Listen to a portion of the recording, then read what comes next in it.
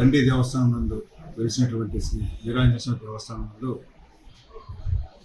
ఇక్కడ పనిచేసినటువంటి అర్చకులు ప్లేట్లో ఉన్న అమౌంట్ సొంతం తీసుకుంటున్నారని ఉండిలో వేయడం లేదనే అభియోగం పైన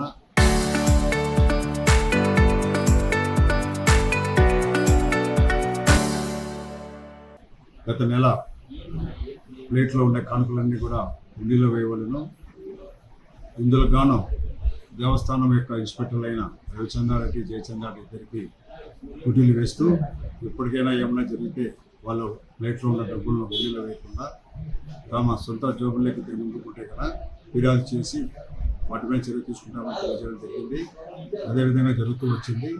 ఈరోజు ఉదయం దేవస్థానం యొక్క పరిచారకుడు రఘుస్వామి ఆ విధంగా డబ్బులు తీసుకొని పక్కన వేసుకుంటా ఉంటే ఈ విషయం గురించి ఈ రవిచంద్రారెడ్డి అడగ ఈ విషయము మేము మాకు ప్రధాన అర్చకుడు కేసరి చెప్పారు, మేము ఈ సొమ్మును ఉండిలో వేయము, మేమే తీసుకుంటాము అని చెప్పడం జరిగింది. దానిపైన వాళ్ళ ఫిర్యాదు కూడా నాకు చేయడం జరిగింది.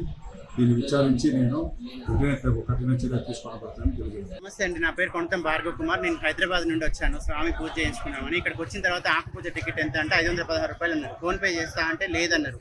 ఏటీఎం ఉందా అంటే లేదన్నారు. మరి ఇంత పెద్ద గుళ్ళో ఫోన్పే ఏటీఎం లేకపోవటం ఏంది, మీ నెంబర్కి కొడతా మీరు తీసుకొని ఇవ్వండి అంటే లేదు అన్నారు. ఈవో గారికి వచ్చి చెప్పిన తర్వాత మళ్ళీ ఈవో ఒక స్టాఫ్ని పంపిస్తే సరే అని అప్పుడు ఫోన్పే చేయించుకున్నారు. 516 రూపాయలకి మీ మీద ఒక కండవ కప్పుతారు, ఒక జాకెట్ ఇస్తారు, లడ్డు ఇస్తారు అని చెప్పారు. సామాన్ ఏమంటే నాకు ఇవ్వకుండా ఆ స్టాఫ్ మీరు వెనక నుంచి రండి గుళ్ళోకి మీకు అక్కడ ఇస్తామని చెప్పారు. వెనక నుంచి పోయిన తర్వాత మళ్ళీ అక్కడ ఉన్న అయ్యగారులు 200 రూపాయలు ఇవ్వండి అంటున్నారు. 516 రూపాయలు పెట్టి సామాన్ టికెట్ కొనుక్కున్నప్పుడు సామాన్ ఇస్తారు కదా అంటే లేదు 200 ఇస్తే స్వామి మీ మీద కప్పి మీకు ఇస్తారని చెప్పారు. నేను గట్టిగా మాట్లాడి ఎండోన్మెంట్ ఆఫీసర్కి చెప్పాలా అంటే ఇక్కడ పద్ధతి ఇంతే అంటే నేను ఒక ఆర్యవైశ్య కుటుంబంలో పుట్టిన వాళ్ళు, నాకు తెలిసి ఎక్కడ ఏ పద్ధతులు నేను పొద్దున్న లేస్తే గుళ్ళోకి తిరుగుతా అంటే లేదు 200 ఇవ్వాలంటే నేను గట్టిగా మాట్లాడిన తర్వాత సరే అని నన్ను పంపించి మళ్ళీ లోపల పెద్దయ్య గారు పూజ చేసి పంపించారు. ఇదేందని ఎండోన్మెంట్ ఆఫీసర్కి వచ్చి కంప్లైంట్ చేద్దామంటే ఆయన కంప్లైంట్ రిసీవ్ చేసుకోవట్లేదు. ఆయన కింద ఉన్న స్టాఫ్ అంతా వెళ్ళండి అని బయటికి వెళ్ళగొడుతున్నారు. సో ఇప్పుడు ఒక హిందూ దేవాలయానికి భక్తులు వచ్చేది స్వామి దర్శనానికి, లేకపోతే ఇక్కడ కమర్షియల్ బిజినెస్ చేయడానికి వీళ్ళు ఉన్నది అర్చకులు 500 రూపాయలు టికెట్ కొనుక్కున్నప్పుడు 516 పెట్టి కొనుక్కున్నప్పుడు మళ్ళీ 200 రూపాయలు ఎక్స్ట్రా వసూలు చేయడం ఏంటి,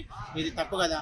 సో మీరు దీన్ని ఈవోకి చెప్తారో ఎండోన్మెంట్ ఆఫీసర్కి చెప్తారో చెప్పి భక్తులకు ఇబ్బంది కలగకుండా చూడండి. Thank you.